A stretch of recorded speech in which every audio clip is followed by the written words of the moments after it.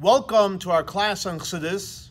We're going to be learning today another very special Chassidic discourse from the Rebbe, based on the one of the blessings that we say at the Sheva Brachas and at the wedding of a chatan and kala, where it says Sameiach tesamach, reiim ha-ahuvim, כשמחך יצירך mikedem, which basically the verse is saying that we should bring tremendous simcha into reiim ha-ahuvim, friends, beloved, which we'll obviously learn in the Chassidic discourse what this means. Sameiach, just like there was tremendous simcha, joy, when they were formed in the Garden of Eden. Now, the reason why the Rebbe said this Chassidic discourse was, the Rebbe said this on Shabbos Parshas Teitzei, Yud Gimel Elul, the 13th day of the month of Elul, which we know is the anniversary of the previous Rebbe. So the Rebbe said this discourse in the year of Tafshin Mem Aleph, exactly 39 years ago, and in the year Tafshin Mem Zayin, 33 years ago, the Rebbe certified and edited this Chassidic discourse. So again, the Chassidic discourse is based on the verse Samach tesamach, reiim ha-ahuvim, that we should bring tremendous simcha to the friends, the lovers, just like they had כשמחך יצירך mikedem. So the Rebbe brings from a Chassidic discourse that was actually said at the previous Rebbe's wedding, and over there they explain what's the whole idea of Samach tesamach reiim ha-ahuvim. What does reiim mean? Reiim we know means friends, and ha-ahuvim is lovers. So what's the idea of reiim ha-ahuvim in this blessing of Samach tesamach? So in the Chassidic discourse that was said at the previous Rebbe's wedding, they explain that reiim ha-ahuvim is referring to in the Sfirot. We know there's 10 Sfirot, and in the intellectual Sfirot, it's Chachma, Bina, Das. On the emotions, Chesed, Gvur, Tiferes, Netzach, Yesod, Malchus, that reiim ha-ahuvim is referring to the two Sfiros of Chachma and Bina. Now, why is Chachma and Bina called reiim ha-ahuvim? Because in Kabbalah it says Chachma and Bina are like two friends that never ever get separated.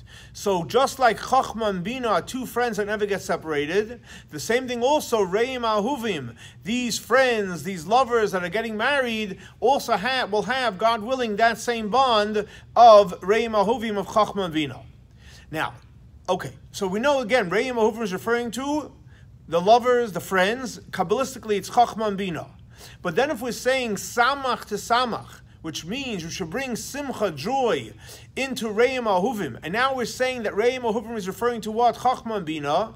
So the request is Samach tesamach, talking in Kabbalistic languages, that we should draw in tremendous simcha, tremendous joy, into Chachma and Bina.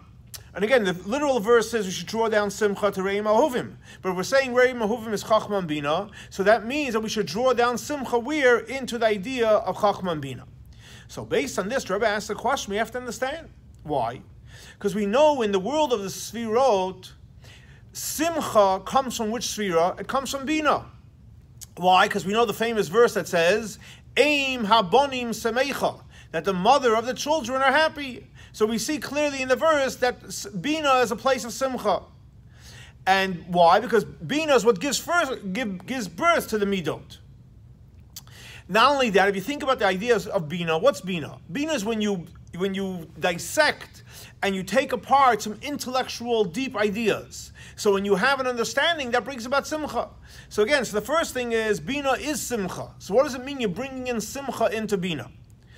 Chachma and Bina, let's talk about Chachma. So the truth is that in Chachma, there's no simcha. Why? Because Chachma is still concealed. What is it? You have an idea, but you haven't developed it. In Bina, you have a development of an idea, there's simcha. But in Chachma, on one hand, there's no simcha. But guess what? There's something higher than simcha. There's oinik. There's pleasure. Because if you're trying to think of an idea, and you're trying to come up with a solution, and you have, I have a flash of idea. That brings out tremendous oinik, tremendous joy. So, and oinik we know is even higher than simcha. So if that's the case, that what? Chachma is oinig, which is higher than simcha. Bina is simcha. So what does it mean? Samach tesamach, we should bring simcha into the source of oinig and simcha. It's like trying to sell someone water when he's living on the ocean. He has plenty of water.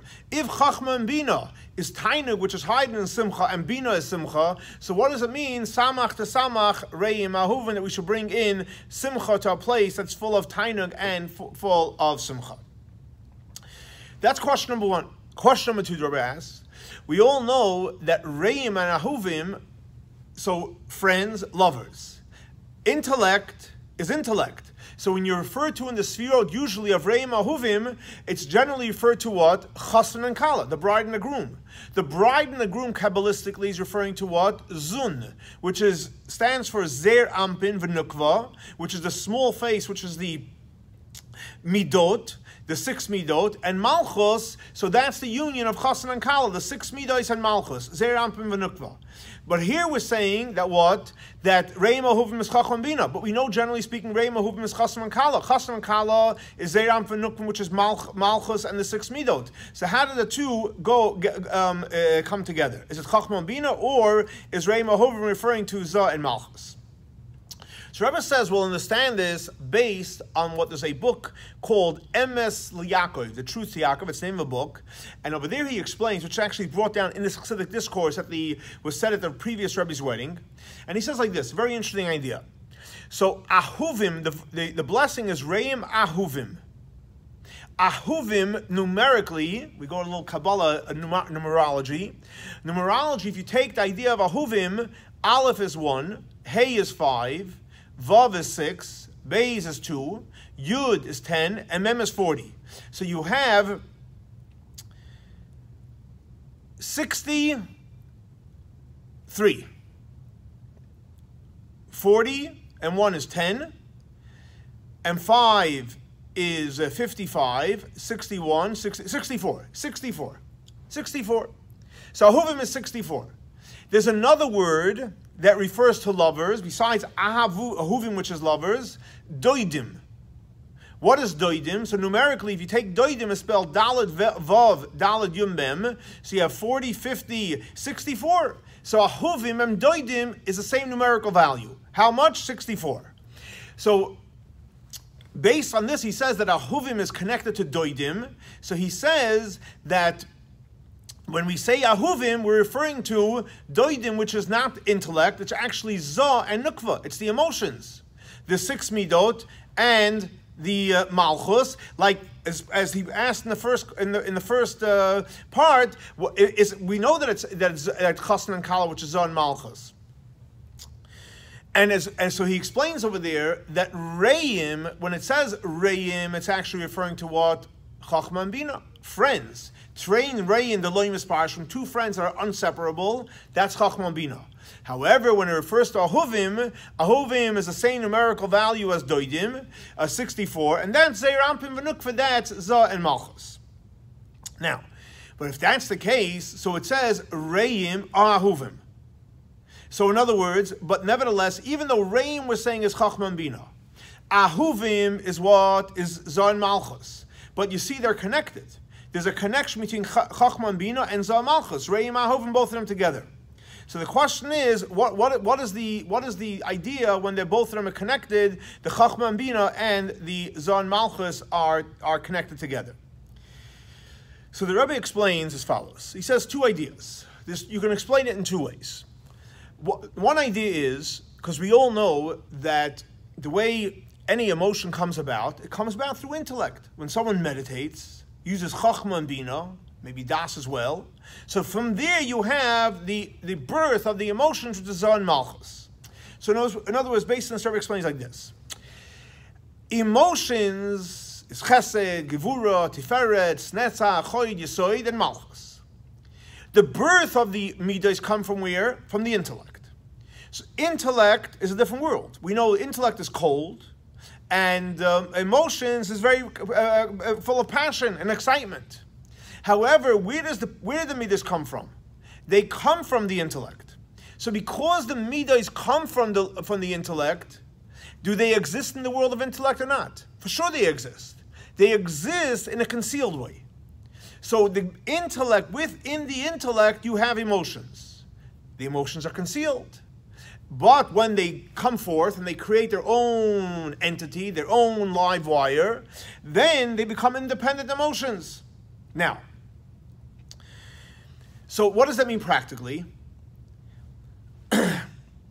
When we're referring to reiim, ha-ahuvim, which means reiim is intellect, chachma and bina don't separate, and when it says reiim, ha-ahuvim together, we're referring to ahuvim, the emotions, the way they're sitting in intellect. When we say ahuvim separately, and ahuvim the way we have the numerical value of doidim where it's emotions, that's where you're talking about ahuvim separately. So in other words, like this. If it says reiim ahuvim, so what are we referring to? Reiim is intellect, and ahuvim is emotions, but the emotions are sitting in the intellect. When ahuvim says separately, then ahuvim is the numerical value of doidim, and that's its own independent emotions.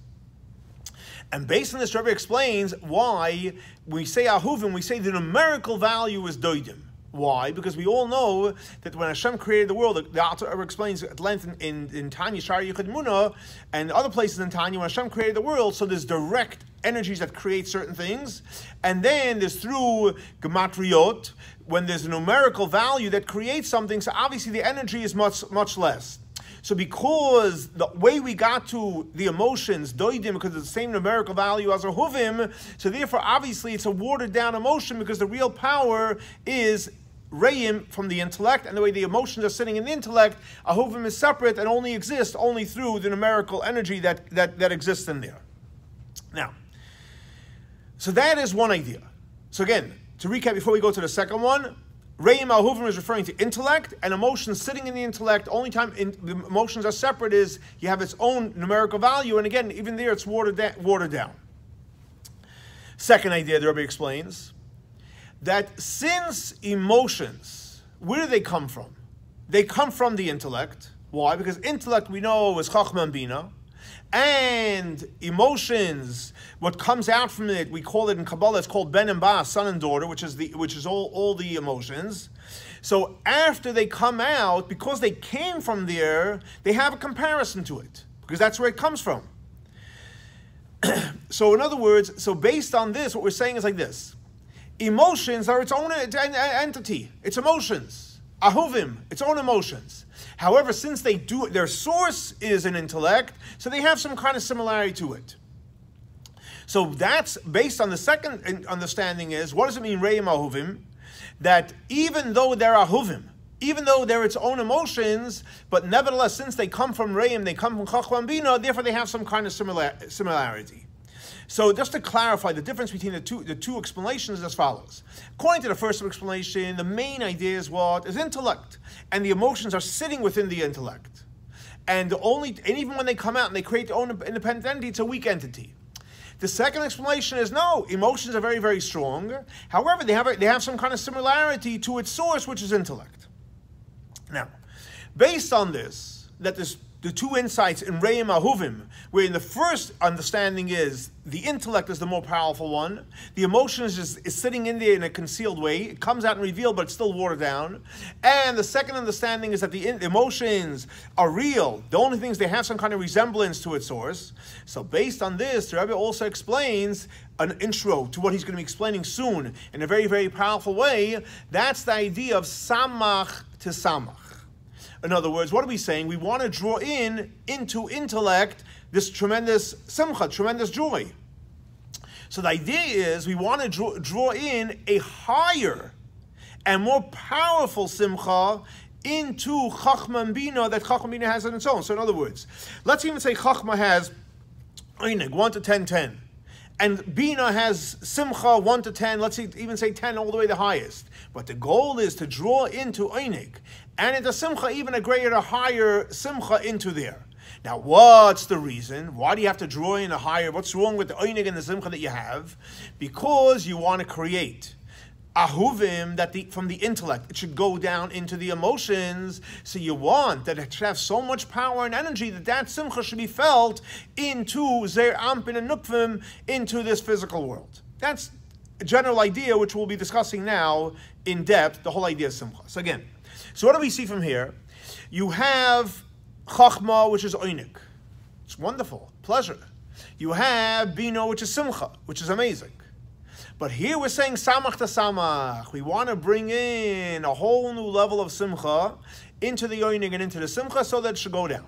So we have to talk about this whole idea of simcha. What's this whole idea of simcha that we want to bring in this huge amount of simcha? So the Rebbe explains as follows, and this Chassidic discourse is a great Chassidic discourse. It's something we could and we should learn every single day, because we know in life is all about being happy, and we want to be happy, and as happy as we are, we can always be happier. And here you learn something very, very powerful about the whole idea of simcha. And the Rebbe explains like this. He starts off by saying, and I'll say it in Hebrew and I'll translate it, that avodas Hashem, serving Hashem, tzarech liyos, has to be besimcha. That means it's not optional. I pray, I study, I do mitzvot, and then when I'm in the mood of being happy, I'll be happy. No. The Rebbe says, avodas Hashem tzarech liyos besimcha. Serving Hashem, again, whatever it may be, has to be besimcha. Why? I mean, you can't just, if you make a statement, you have to back it up. So the Rebbe says very simple. It says in Psalms, Ivdu es Hashem besimcha. You should serve God besimcha. Positive, straight up, black and white. We have a command, Ivdu es Hashem, to serve God besimcha. So because we have a command, so therefore, if you want to serve Hashem, that has to be besimcha. So if you're praying and you're studying and you're doing a mitzvah and you're serving Hashem, it has to be done on the backdrop of simcha. That's one verse. The Rebbe brings another verse, which is actually in this week's Torah portion. What does it say? Tachas asher lo yavad Hashem lekecha besimcha v'tuv levav. We know in Parashat Kisavah it speaks about all the curses that happened to the Jewish people, and it says clearly, you know why everything bad happened to you? Anything and everything bad happened to you? It's one reason and one reason only. Because you didn't serve God Hashem with joy and gladness of heart. So again, you see clearly from the Torah that we have an obligation not only to be besimcha, but actually, if we're not besimcha, unfortunately terrible things are going to happen to us. Who wants terrible things? So serve God with joy and life will be great. Now, then the Rebbe goes on further and he says like this. How and when do we serve Hashem? Everything we do, we have to serve Hashem. As we know, it says, Kol masecha yiyu l'shem shemayim. Every maisa, every time you do an action, it should be what? For Hashem. Not only that, let's take it a step further. The Rebbe quotes, B'chol drachecha. In every place you go, in every place you are, da'eu, you have to know Hashem. Not only that, the Rebbe goes on a step further and he says that the whole purpose why Hashem created us is, and he quotes, Ani loi nivresi el l'sham eskoini. The only reason, the reason that we are here, we were created to serve Hashem. That's our sole purpose. Now, so since, again, we have to serve Hashem b'simcha, when we study Torah, pray and do mitzvot, and everything that we do, and our whole purpose is to serve Hashem, so therefore, we have to always be happy. When? 24/7. 24/7 we have to be happy. That's it. Life is over. Life's only beginning now. It's simple. We have to always be happy. Nevertheless, the Rebbe says, even though we have to always be happy, but the fact is, when it comes to simcha, there's different levels. There's different levels. For example, we know Hashem created us in a finite world, so that how are we limited? By space and time. So for example, the Rebbe says, there are certain places which is more appropriate for simcha. Like we know, even according to Jewish law, if you build a house of simcha, it could be a simcha hall, it could be a shul, it could be a Chabad house, it could be a place of learning, a house that you're going to live in. There are buildings, places of simcha. That's number one. That's in terms of space. Also time. We're living in we're finite, and what creates the finite aspect of life is time. So we know, for example, there are certain times that are more appropriate for simcha. Like, for example, the Rebbe says, Yom Tov. We know in the Torah it says that moyadim l'simcha. Hashem created and gave us the gift of Yom Tov, so we should be able to have times that we are dedicated to have greater simcha than we would have normally throughout the year. Even in Yom Tov itself, for example, so all Yom Tov you have to be happy. Miyadin l'simcha. However, we all know, and when you say in the prayers, every holiday has a theme. Pesach is the holiday of freedom. Shavuos is the holiday of Torah. Sukkot is the holiday of simcha. So there's a double simcha in Sukkot versus any other holiday.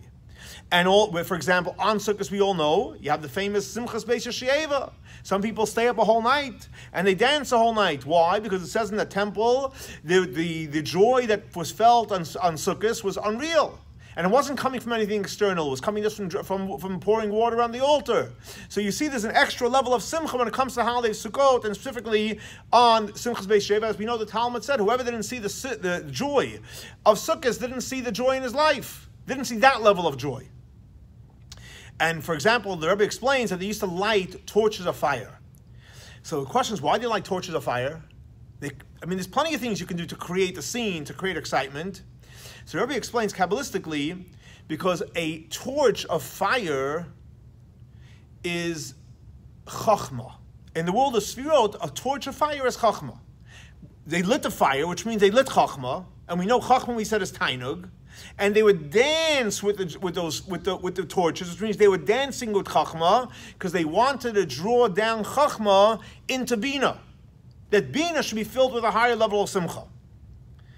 And we all know in the temple there was different levels of simcha. Certain people were able to go closer, further, and so on and so forth. Up until, that's what, Sukkot, Simchas Beis Sheva, and then you have Simchas Torah, which is even a higher level of simcha. So you see again, there's different levels of simcha, different levels of simcha. So on the other hand, we say you have to always be happy. Shtebba says as follows, and fascinating, and he says like this. Generally speaking, when it comes to simcha, at least for this discourse, there's two categories. There's a simcha which is coming from something, which is intertwined with something. For example, it could be from food, from a drink, from an intellectual idea, from learning something new. Again, so the simcha, it's a real simcha, but it's coming from something. In Kabbalah it's a simcha which is affecting your koiches hageluyim, your revealed powers that we have. And it's great, it's tremendous. However, because it's only affecting it's coming from something, and it's affecting your revealed powers, it's limited simcha. It's simcha. Take any simcha, but it's limited simcha. But then there's something which is called a different level of simcha, which is called simcha atzmis. Essence. Just pure simcha.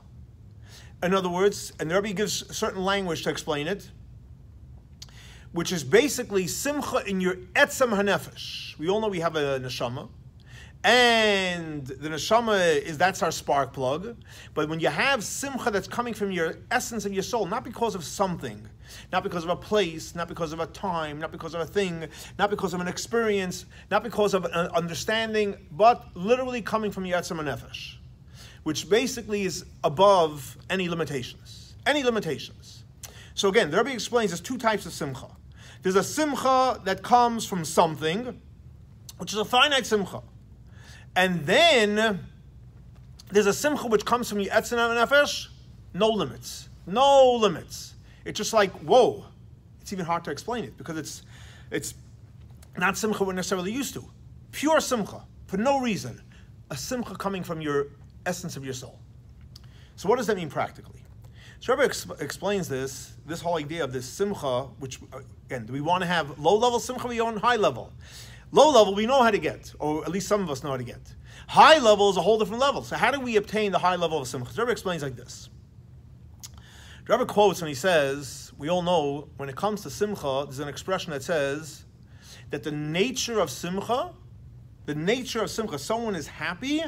When someone is really happy, you have the power to break any limitations. I'll say it in Hebrew, because if you know Hebrew, it's powerful. That shetbah ha-simchahi, the nature of simcha, lifroitz, geder.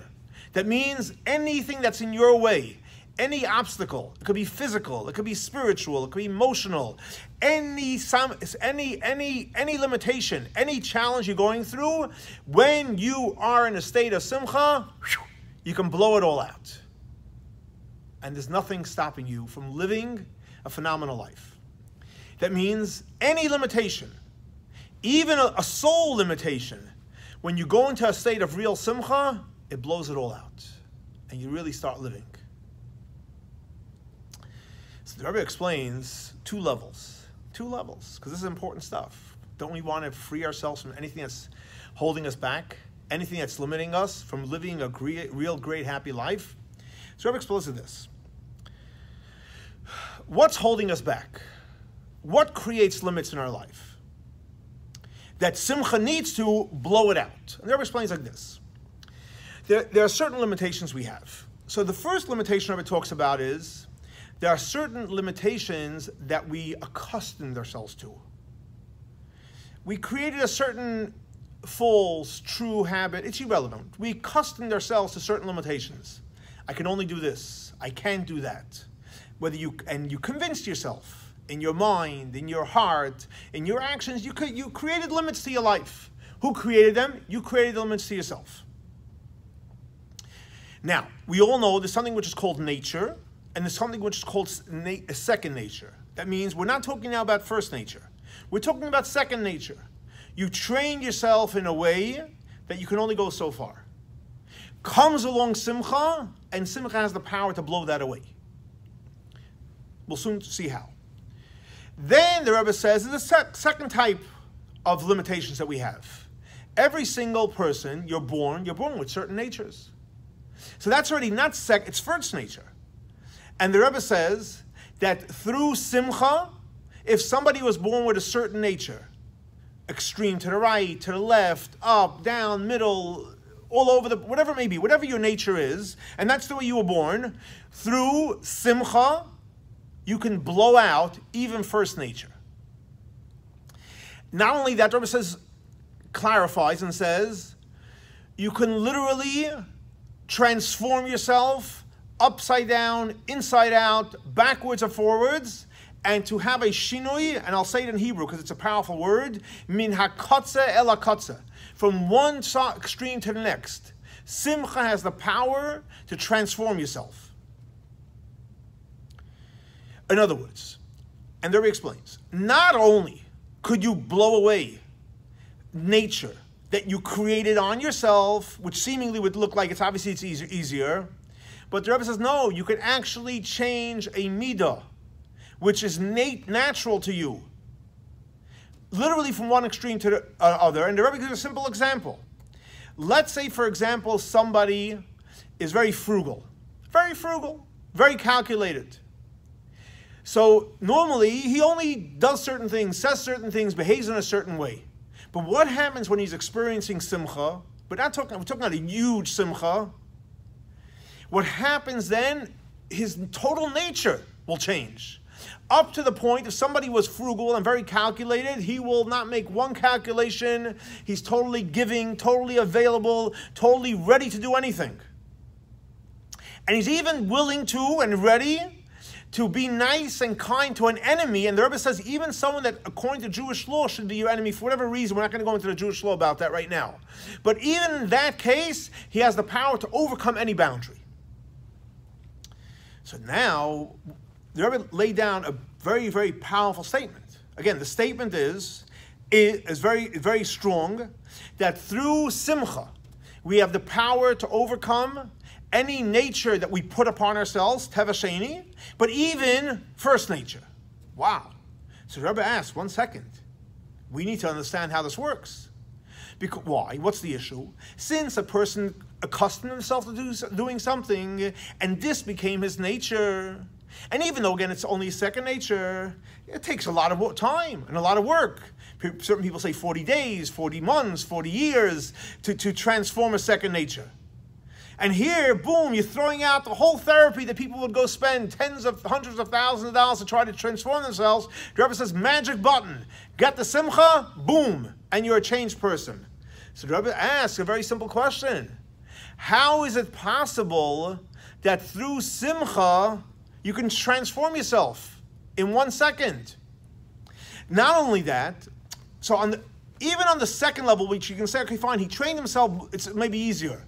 But we just said, the Rebbe said, that this applies even to the first level, where somebody, that's the way he was born. So how could simcha, joy, which let's even say it's very powerful, change the person's first nature from one extreme to the next? So how does it work? And the Rebbe explains like this. This idea, and this is a rule, that simcha, real joy, has the power to break all bounds. In other words, even according to the first way you train yourself, and how much more so even in the second way, where that's who you are, we're talking about not, we call it cheap simcha, that comes from something. Because cheap simcha comes from something, is not going to have the power to do it. We're talking about simcha that reaches your etzem hanefesh. So to be clear, we're not talking about just regular bottom shelf simcha. We're talking about higher shelf simcha. Simcha that comes from your essence of your soul, which is higher than any revealed powers that we have. Why? So why does that work? And Deborah explains. Because your soul, and especially the etzem hanefesh, the essence of your soul, what is your nefesh? It's a part of Hashem. It's a part of God. God we know is infinite. So infinite, does infinite have any limitations? We live in a finite world, space, time, etc. Hashem is infinite. In infinite, there's no limitations. So if your simcha is coming from your etzem hanefesh, which means it's coming from a place that has no limits, which knows it's connected to atzmos, the essence of Hashem. So therefore, if the simcha is coming from there, it has the power to break and go through any limitation. And again, whether it's a limitation that you've accustomed yourself to when it became your second nature, and you'll say there's no way I can change, or it's a limitation which that's who you are. If you're able to bring out that simcha that's deep within you, you will have the power to overcome any obstacle you have. And there are actually a lot of people that are into helping people reach great heights, overcome challenges they have. They use this method, and it works. It really works. By allowing someone to open up and bring out simcha, not from external places, from stuff. Sometimes you need to jumpstart it with stuff. But the goal is to bring out real simcha that we all have. It's not like you have to create the simcha. It's the simcha that we have. It's simcha from our etzem hanefesh, which is from the infinite part of Hashem. Once that simcha comes out, there's nothing that can get in your way from accomplishing anything you want to accomplish. Why? Again, simcha peiretz geder. But again, what kind of simcha? It has to be simcha from etzem hanefesh. And when you have the simcha from etzem hanefesh, then you have the power to overcome any challenge that exists in this world. So based on this, Rebbe explains as follows. Let's go back to the verse that we bless the chatan and kala. What does it say? Sameiach tesamach. We want to bring in simcha. Reiim ha-ahuvim. What does that mean? That we want to draw in simcha where? Into chachma and bina. Why? We said that chachma is oineg and bina is simcha. And Rebbe explains very simple. Because the simcha that's in chachma, tainug, it's tremendous. The simcha that's in bina, real simcha, tremendous. But it's all simcha from a Kabbalah. It's limited simcha. Not getting too far. It's great, it's wonderful. However, you're not getting so far. The goal is to bring in an infinite simcha. Samach tesamach. We're talking about bringing simcha from your etzem hanefesh into chachma and bina, into reiim ha-ahuvim. And there explains, even though, again, bina is simcha and chachma is oineg, and it reaches atik, which is in keser, and pnimius a keser, and so on and so forth. But however, that's not going to do it. We want to bring in infinite from the etzem hanefesh. And that's the request that the prayer says, Samach tesamach. We're requesting we should draw in the infinite simcha into reiim ha-ahuvim, into chachma and bina. What type of simcha again? To recap, we want to bring in the essence of simcha, the simcha atzmis, from the infinite and the essence part of the infinite light of Hashem, which is higher than any limitations. Why? Because when you bring down this powerful infinite simcha, that has the power to break everything. And when a person brings in that powerful simcha, and Rebbe explains, what happens then is, when there's a yichud, when there's a oneness of chachma and bina, so if it's regular chachma and bina that are creating a oneness, so it's a finite union. But if you're drawing in from the infinite, so that allows, when chachma and bina really create a union, it becomes a pneumistic union, and it becomes one that creates infinite connection between each other. And not only does it create an infinite connection, and it becomes an internal connection, it actually becomes a yichud tmidi. It's a union that lasts forever. So that is on the first level. Chachma and Bina should be what? Pneumius, internal, and it should be everlasting. But the Rebbe says the main goal is it shouldn't stay in Chachma and Bina. It shouldn't just be an intellectual relationship. The goal is after it goes into Chachma and Bina, it should be drawn down into where? Zer Ampin v'Nukva, which is in all the midot, the 6 midot, the Zer Ampin and the Nukva. Why? And the Rebbe says that's the main thing. That's the main part. Why? Because the Rebbe says, because where do you actually draw down the essence? Specifically in the midos. As we see that from intellect, Chachma and Bina, you can talk today, tomorrow about creating something new. You have all the great ideas. Nothing new is happening. How can you give birth to something real when there's a bond between Zachar and Nukva, male and female? The emotions in a real way, that's the way you can draw down the Chachma and Bina into Zoh and Malchus, which gives birth to a whole new living entity.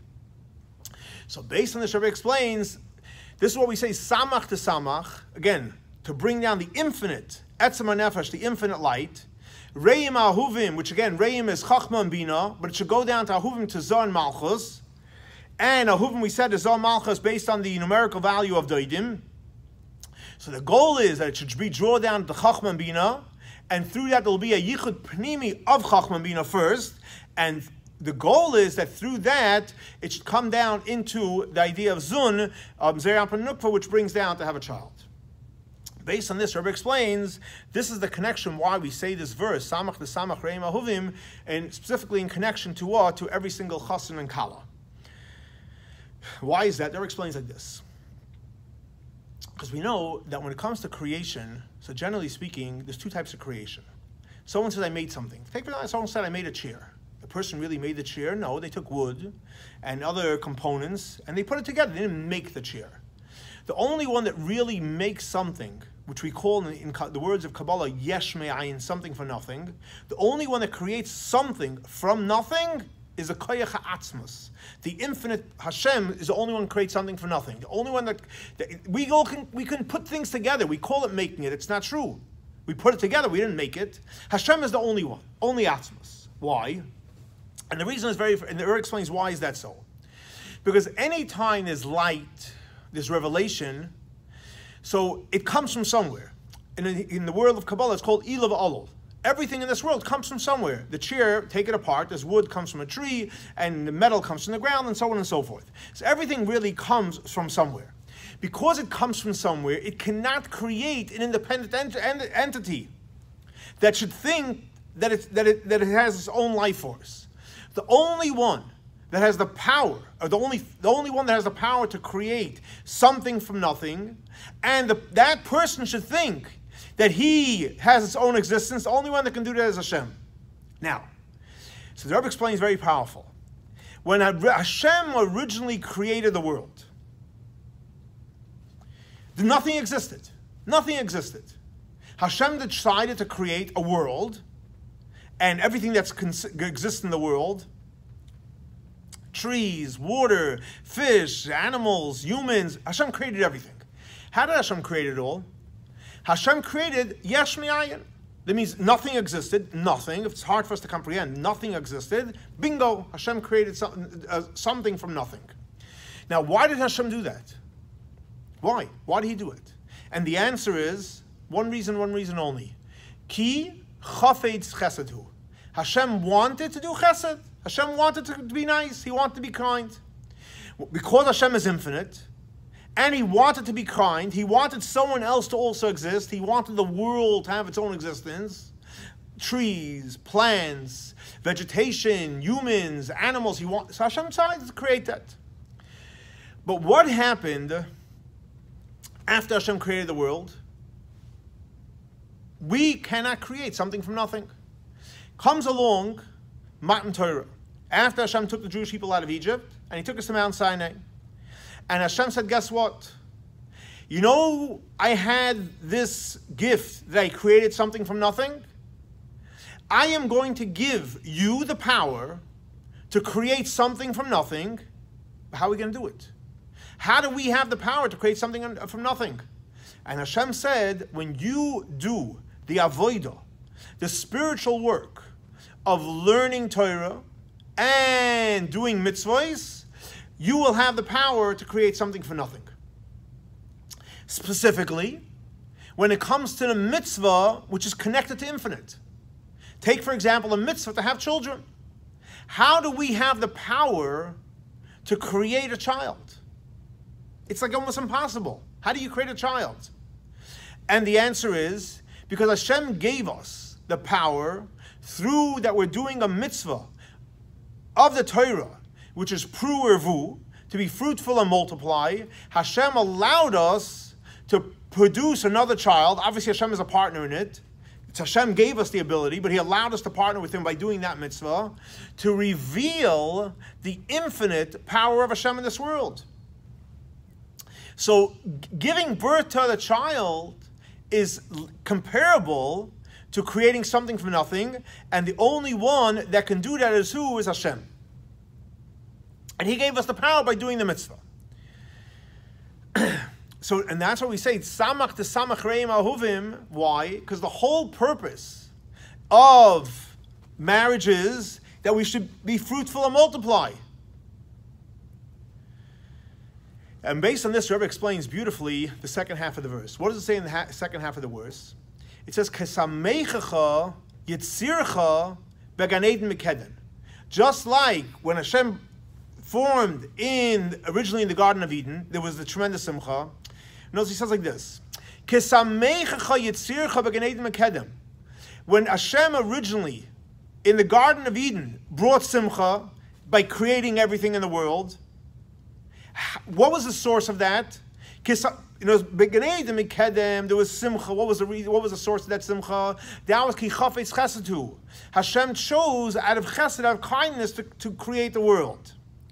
But now Hashem says, Sameiach tesamach, reiim, ha-ahuvim. You want to draw down the infinite simcha into your life. That happens what? To the avodah today of Torah and mitzvah. So in this case, it's obviously the mitzvah pru ervu. But it applies to every single mitzvah.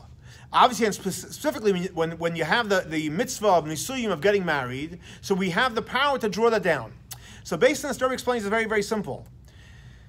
That just like when Hashem created the world, it was ki chafetz chesed, and that brought down the infinite light. The same thing also at a marriage. When you both are committed to live a life of Hashem, we will have the power to bring in the infinite light of Hashem into this world, and that's the connection to the verse of Sameiach tesamach. Based on this, Rebbe says that what happened, we said before at Matan Torah. Matan Torah, Hashem said, I'm giving you the power. By doing Torah, by learning Torah and doing mitzvahs, you will have the power to connect to the infinite light, to create something from nothing. Now, this that we say, that we have the power to create something from nothing, so it comes what? It comes through simcha. And like the joy of a marriage, if you bring in the infinite simcha.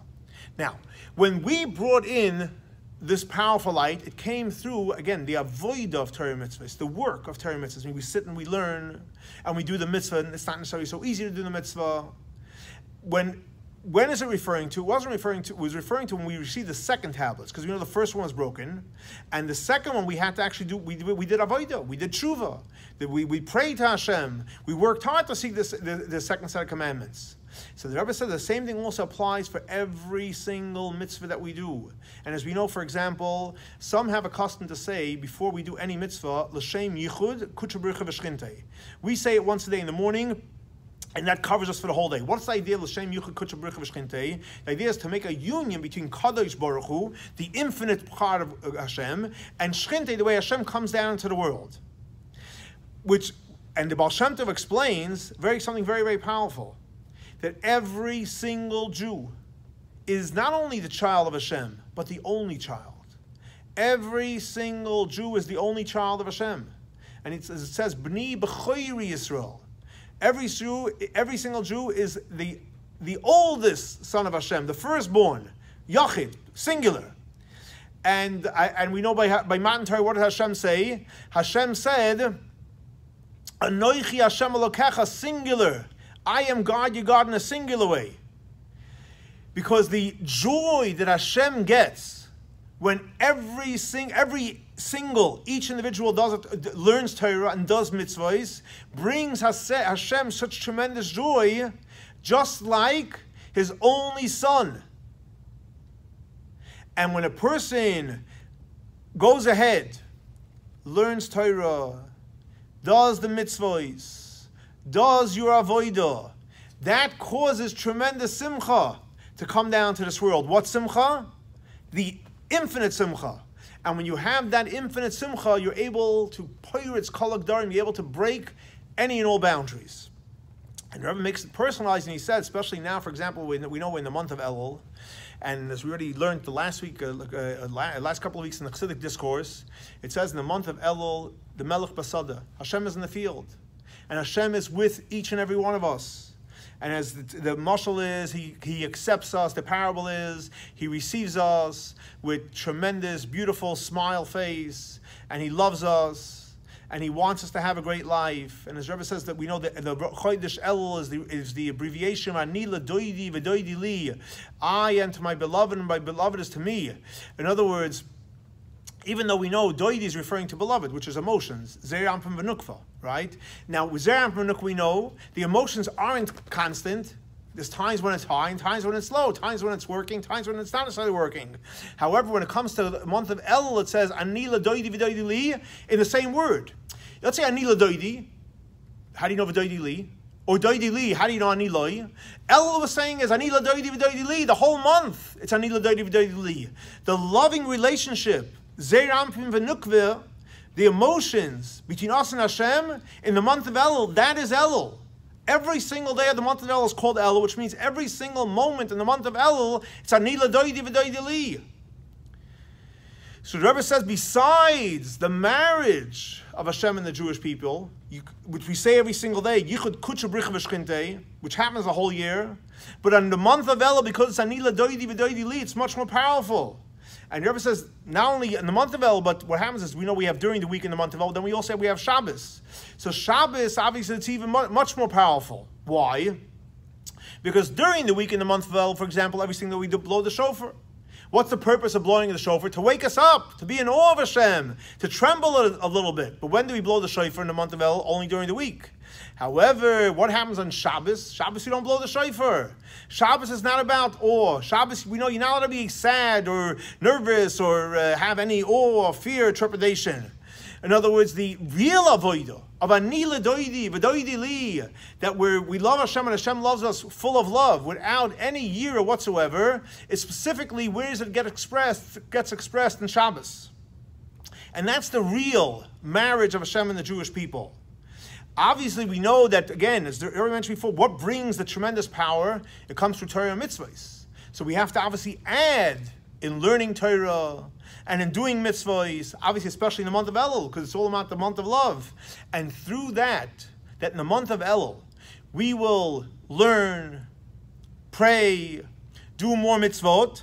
We will draw in the tremendous simcha. Again, what kind of simcha? The essence of simcha. And that will blow away anything that's holding us back from living an infinite life. And not only breaking our own personal boundaries, Rebbe says, we'll have the power to break down the walls of exile. Any limitations of exile will be broken down. As we see what's going on in the world today, a lot of walls are coming down. A lot of walls that were up for many, many years, or decades, for a long time. Walls are coming down. Simcha is coming out. Simcha of Elul, the mitzvahs that we're doing, it's breaking down the walls of exile. And it all comes by not only learning Torah and doing mitzvahs, adding. We have to add. Whatever you study till now, study a little more. Whatever mitzvahs you did, do a little more. Whatever charity you gave, give a little more charity. Whatever it is, do a little more. Why? Because galus What's Galus? Galus, again, is limitations. I can only do so much. What's Geula? No limits. Learning, prayer, mitzvot, anything you can do more. And that will bring about the ultimate redemption. And as Rebbe quotes the verse, it says, "Bayoyim ahu," on that day, yiyah, it will be Hashem echad shmo echad.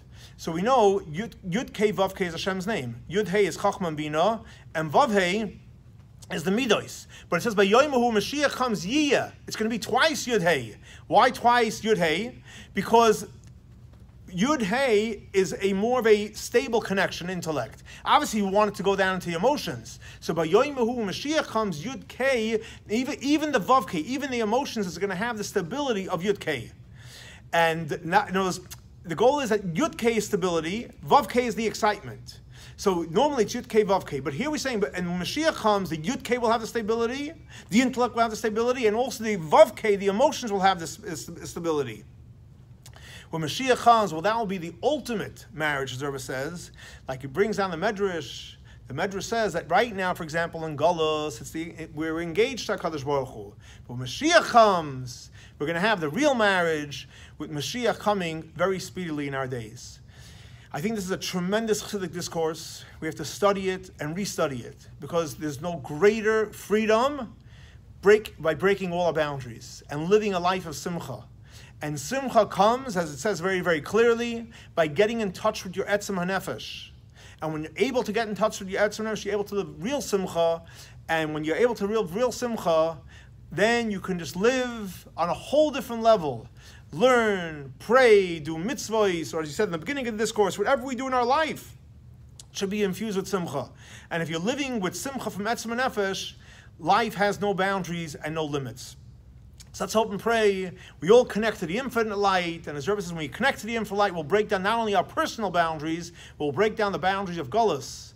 And Hashem will take us to Yerushalayim Ir HaKodesh with Mashiach Tzidkenu very quickly. Thanks so much for joining us for our Chassidus class. And Mitchem, next class hopefully will be in Yerushalayim Ir HaKodesh.